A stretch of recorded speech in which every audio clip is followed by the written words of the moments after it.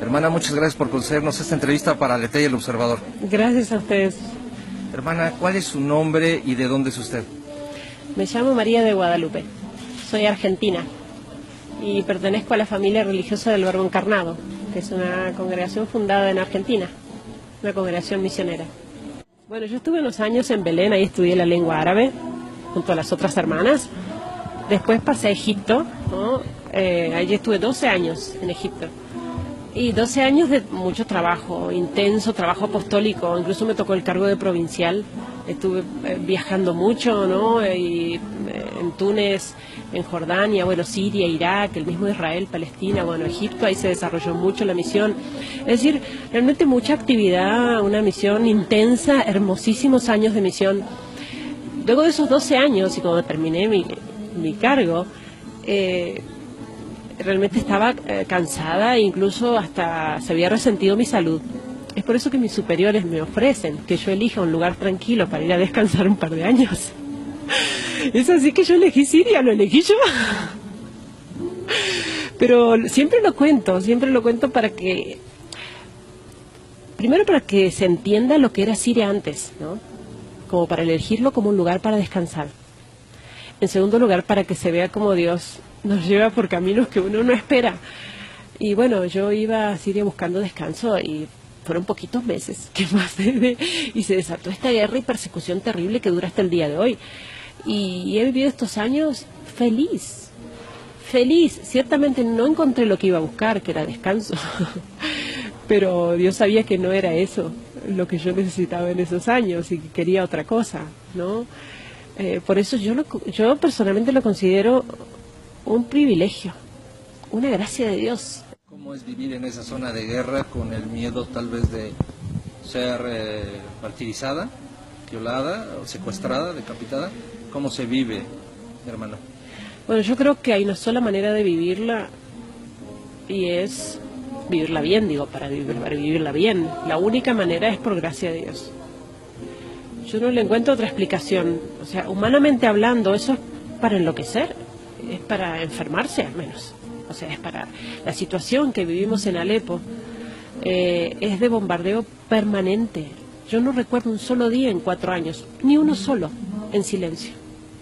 Bombardeos, ataques, tiroteos, cañonazos permanentes de día y de noche, riesgo en toda la ciudad. Balas que entran por la ventana todos los días, muertos entre los nuestros, heridos. ¿Puede dormir, hermano? Cuando esto empezó en el 2011, yo recuerdo que fue de un día para el otro, empezaron los tiros y los aviones y pasaban los tanques, ¿no? Nos agarró muy de sorpresa. Y las primeras 2 semanas hubo toque de queda, estuvimos encerrados, era muy difícil dormir. Había mucho miedo, no se sabía qué pasaba, qué iba a pasar, si el ejército iba a lograr no detener a los terroristas. Pero claro, las 2 semanas se hicieron meses y se hicieron años. Entonces, lamentablemente, porque no suena bien decirlo, pero uno se acostumbra y la gente se ha acostumbrado. Y bueno, es así que podemos dormir, uno no puede pasar 4 años sin dormir. Pero bueno, ya nos hemos acostumbrado y ya por la experiencia, digo, cómo uno se acostumbra a distinguir los ruidos, las armas, los distintos tipos de explosiones, ¿no? Porque aunque es permanente, uno más o menos ya calcula la distancia, ¿no? Dice, bueno, más o menos, no están por esta cuadra, están más allá, ¿no? Hay tipos de armas que, bueno, sí, son de mayor alcance, pues sobre todo cuando tienen esquirlas, ¿no? Entonces ese tipo de explosiones que ya las conocemos, bueno, sí, ahí aunque sea 2, 3 cuadras hay que esconderse detrás de algo sólido por el problema de las esquirlas, ¿no? Pero en la ciudad hay francotiradores, por ejemplo, y bueno, uno ya sabe, va caminando, ya sabe que esta calle, ya conocemos las calles, que hay francotirador, y bueno, nos preparamos en grupo, 1, 2, 3, y cruzamos la calle corriendo lo más rápido posible para no darle tiempo al francotirador y de a varios para ayudarnos, ¿no? En el caso que le den a alguno, lo pueda tirar, lo pueda socorrer, pero esa es la vida de todos los días. Cuando uno ve que, por ejemplo, tuvimos una de las cosas más cercanas, cayeron 3 misiles apenas a 50 metros del obispado donde vivimos, 50 metros, cayeron 3 misiles, hubo más de 400 muertos, entre los nuestros, heridos, una cosa horrible. La catedral quedó muy dañada, no pudimos usarla por varios meses. Desde ese mismo día se duplicó el número de gente en la misa diaria, desde ese mismo día. Entonces uno dice, bueno, pero ¿cómo es esto, digamos? Y es que ellos sufren más, rezan más, los persiguen, son más fuertes.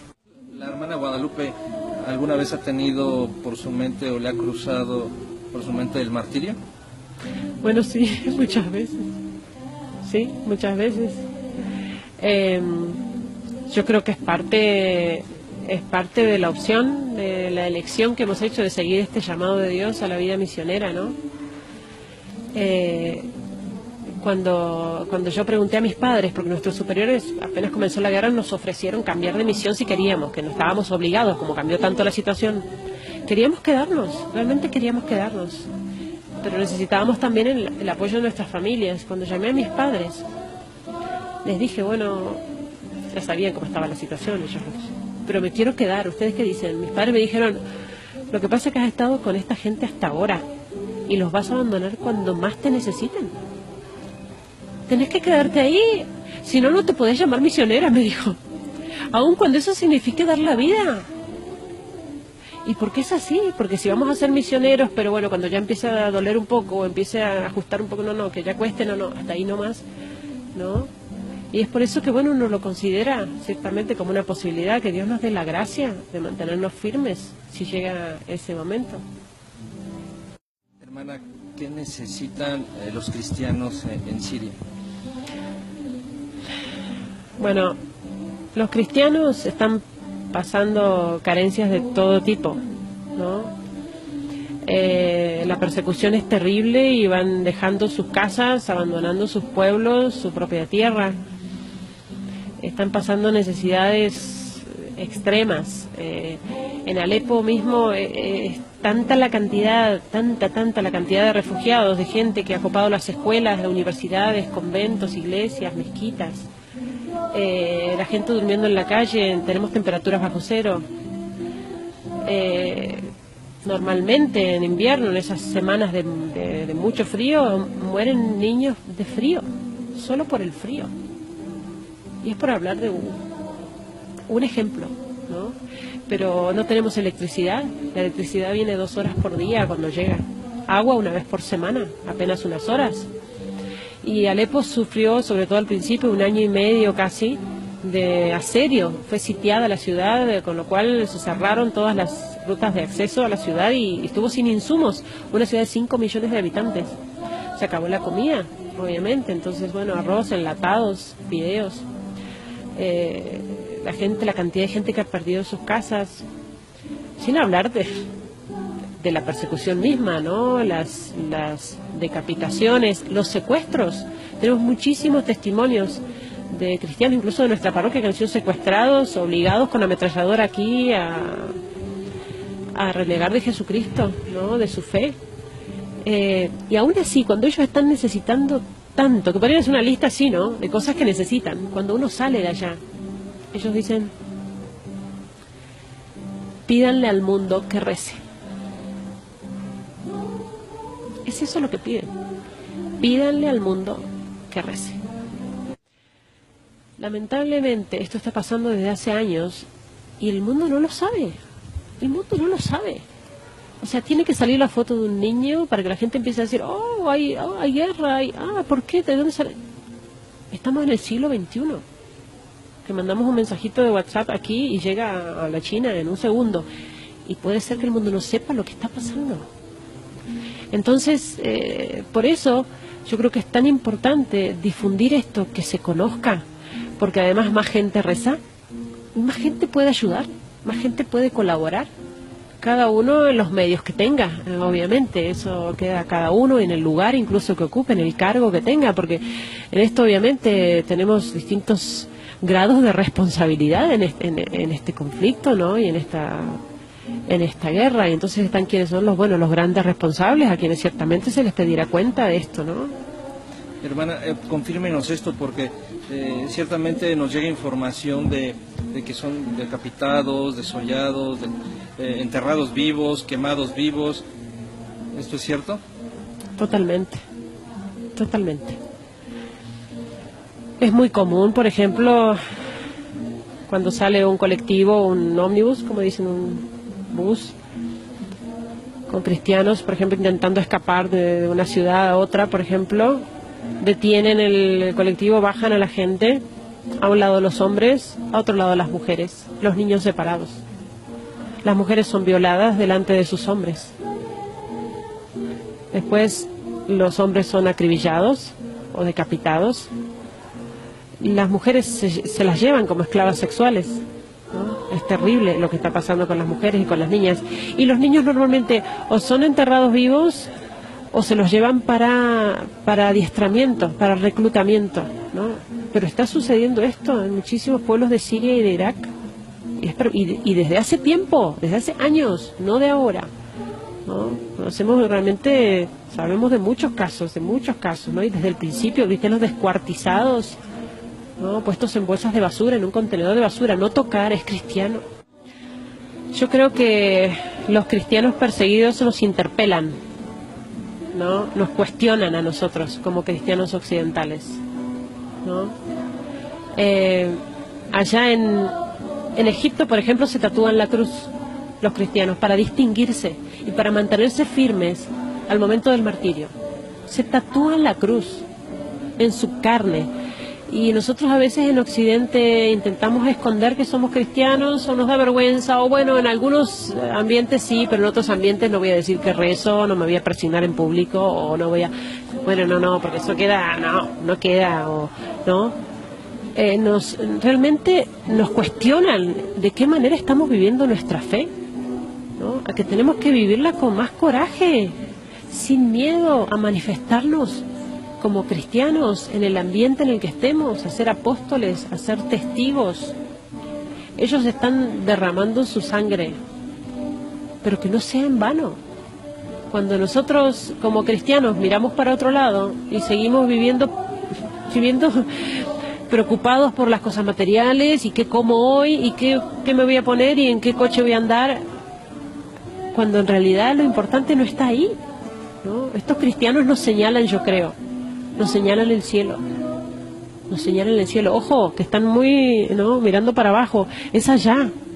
Ellos nos señalan eso, que está allá arriba lo importante y que hay que prepararse para eso, y que la única lucha es contra el pecado. Y el único miedo que tenemos que tener es perder la gracia de Dios por el pecado. Que es una cosa que a veces olvidamos, tememos tantas cosas y nos preocupamos por tantas cosas que en definitiva no son importantes, ¿no? Por eso yo creo que el mensaje de los cristianos perseguidos es muy fuerte, y por eso digo que están provocando milagros entre los cristianos de Occidente, provocando milagros de fe, ¿no? De gente que reaviva su fe, de gente que se convierte. Por eso digo que aprovecharse de estos méritos y de este testimonio. Hermana, ¿quién le tatuó la cruz? Lo hicimos allá en Egipto cuando llegamos a la misión. Llegamos en el año 99 y ahí nomás allá al 2000 nos tatuamos la cruz como lo hacen ellos. Es una cuestión ritual, tradicional, ¿no? Ya los niños pequeños los llevan a los monasterios y son los monjes los que tatúan la cruz, ¿no? ¿Son bautizados y después tatuados? Sí, y tatuados, sí. Es impresionante, ¿no? Porque, por ejemplo, en Egipto, donde también el cristianismo es minoría, uno, por ejemplo, va en el transporte público, ¿no? Vamos todos hacinados, amontonados en un colectivo o en el tranvía, y bueno, y agarrados, y uno hace así. Y uno ve que uno de otra punta hace así, y otro de allá así, y otro acá, y dice, somos 4. En este tranvía somos 4 cristianos. Es un montón, ¿no? Y el sentido es justamente también decir, bueno, si al momento de tener que entregar la vida por Jesucristo estuviera tentada de decir, bueno, por miedo, no, pero en realidad yo no lo llevo en la carne, que soy cristiano. También es un compromiso. Por supuesto, es un compromiso de vivir fieles a Jesucristo y de ser realmente testigos. Coherencia. Testigos, claro, realmente somos cristianos. Por eso no podemos llamarnos cristianos si no estamos dispuestos a vivir así. Y ojo que no es que en Occidente se viva, bueno, México sufrió una gran persecución, ¿no? Y es debido a esa gran persecución que sufrió y a los mártires que tiene, que hoy tienen un país católico como es México, ¿no? Pero realmente esto nos tiene que ayudar a despertar en nuestra fe. Nosotros en nuestros países occidentales no es que tenemos persecución cruenta, que nos van a... Pero hay persecución también, hay discriminación, aislamiento, ¿no? Si uno quiere vivir de acuerdo a su fe, de acuerdo a su moral. ¿Cuántos jóvenes sufren por vivir de acuerdo a la moral cristiana, la moral católica? Eso es persecución, ¿no? La presión que sufren del ambiente, ¿no? Y bueno, eso, llevar esa persecución adelante con más coraje, ¿no? Para ser verdaderos hermanos de estos mártires. Hermana, ha estado pensando cómo concluir, cómo cerrar. ¿Qué le parece si hacemos una oración como la hacen ustedes allá, para unirnos, para todos aquellos que vean este mensaje, esta entrevista? Sí, cómo no. Seamos uno. Puedo hacerlo en forma de canto, porque allá, bueno, dice San Agustín, cantar es rezar 2 veces, ¿no? Allá lo tienen muy asumido, ellos cuando cantan, rezan, realmente, ¿no? Es impresionante verlos rezar y verlos cantar.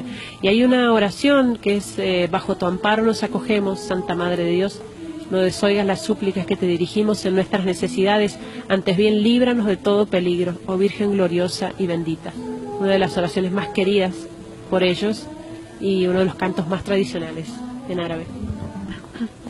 في ظل حمايتك نلتجئ يا مريم لا ترد طلبتنا عندما ندعوك يا فخر البرايا يا خير الورى يا بحر العطايا في الدنيا جرى في ظل حمايتك نلتجئ